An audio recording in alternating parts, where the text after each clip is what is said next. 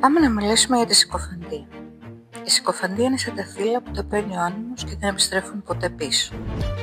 Οδηγός λοιπόν για να μην πνιγείς στο ψέμα τους.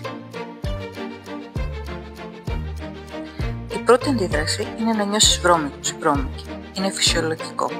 Η φήμη αγγίζει το εγώ, το ιδανικό μας, την εικόνα που χτίζουμε κοινωνικά.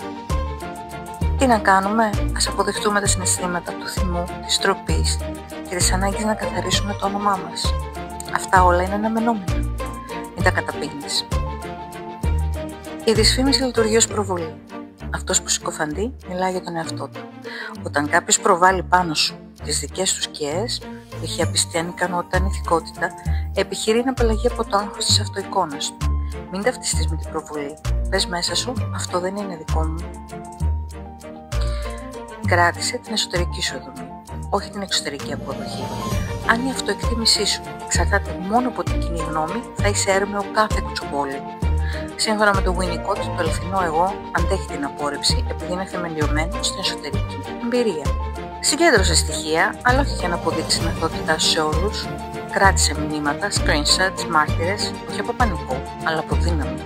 Δεν χρωστάς εξηγήσεις στους πάντες, διάλεξε πού και πώς θα μιλήσεις. Μην αντιδράς με εκρηκτικότητα. Αυτό τους ταΐζει. Ο Γιούγκα έλεγε: ό,τι πολεμάς, δυναμώνεις. Μην κατέβεις στο επίπεδό τους. Κέρδισε χρόνο, κράτα απόσταση, πάντα όταν είσαι ήρεμος ή ήρεμη. Μην ψάχνεις την απόλυτη αποκατάσταση. Δεν θα έρθει από όλους. Η δική σου φωνή πρέπει να γίνει η νέα εξουσία. Εσύ να επιβεβαιώνεις τον εαυτό σου. Μίλα σε ψυχοθεραπευτή, πρόσωπα εμπιστοσύνης. Η συκοφαντία είναι τραυματική επανάληψη απόρριψης. Πολλές φορές ξυπνάει παιδικά βιώματα. Μια σταθερή σχέση χρησιμοποιεί ως κράτημα, holding environment, σύμφωνα με το Winnicott, μέσα στο οποίο μπορείς να ανακτήσεις την εσωτερική σου συνοχή. Και τέλος, επανατοποθετήσου. Πες, δεν είμαι το θύμα της αφήγησής τους. Είμαι ο συγγραφέας της δικής μου. Από το με κατέστρεψαν, στο είδα το πρόσωπό τους και στάθηκα όρθιος ή όρθια. Δύναμη δεν είναι να καθαρίσεις το όνομά σου παντού, αλλά να συνεχίσεις να υπάρχεις αυθεντικά, ακόμα και μέσα στη σκιά.